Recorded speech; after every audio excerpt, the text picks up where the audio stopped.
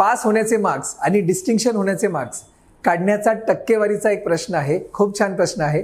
पहा प्रश्न मी सोडवतो कसं ते पहा. परीक्षेत उत्तीर्ण होण्यासाठी एकूण गुणांपैकी 48% गुण आणि डिस्टिंक्शनसह फर्स्ट क्लास मिळवण्यासाठी 80% गुण आवश्यक आहेत. म्हणजे पास होण्यासाठी 48% आणि डिस्टिंक्शन काढण्यासाठी 80%. हे लक्षात ठेवा.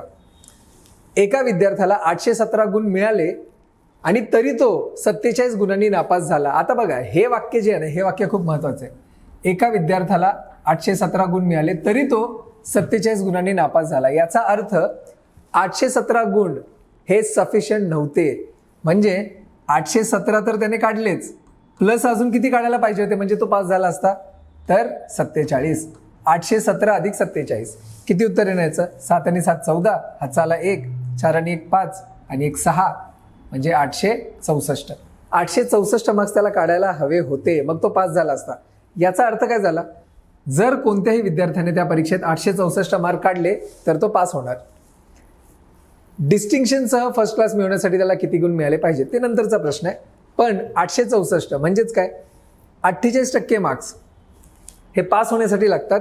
ते मार्क किती आहेत? 864. म्हणजेच 48% मार्क्स हे आहेत 864. तर याचा अर्थ संपूर्ण पेपर जो 100% असतो तो किती मार्कांचा असेल? सिंपल. आता प्रश्नचिन्ह मला काढायचं आहे. प्रश्नचिन्ह बरोबर 864 आणि 100 यांचा गुणाकार भागिले हे 48 खाली जाणार. बरोबर की नाही सांगा? मी 8ने भाग देतो. 8 संग 48, नंतर इथे 8 एके 8, 8 8 64, नंतर 6 एके 6, 6 8 48 म्हणजे 18 गुणिले 100. याचा अर्थ 1800. तो पेपर होता 1800 गुणांचा. पण विचारले काय? डिस्टिंक्शनसह फर्स्ट क्लास मिळवण्यासाठी त्याला किती गुण मिळाले पाहिजेत? मला सांगा. डिस्टिंक्शन 80% ला आहे की नाही? मग जे आपलं 1800 उत्तर आलं म्हणजे 1800 मार्कांचा जो पेपर आहे त्याच्यामध्ये 80% मार्क मिळाले पाहिजेत. म्हणजे काय? 18 गुणिले 8 म्हणजे 144 आणि 0 1440 त्याला मार्क्स मिळाले पाहिजेत, जे आहे आपला ऑप्शन नंबर 2. आहे की नाही? सिंपल सांगा. अशा पद्धतीने हा प्रश्न सोडवायचा असतो. जास्तीत जास्त शेअर करा आणि आवडल्यास नक्की लाईक करा.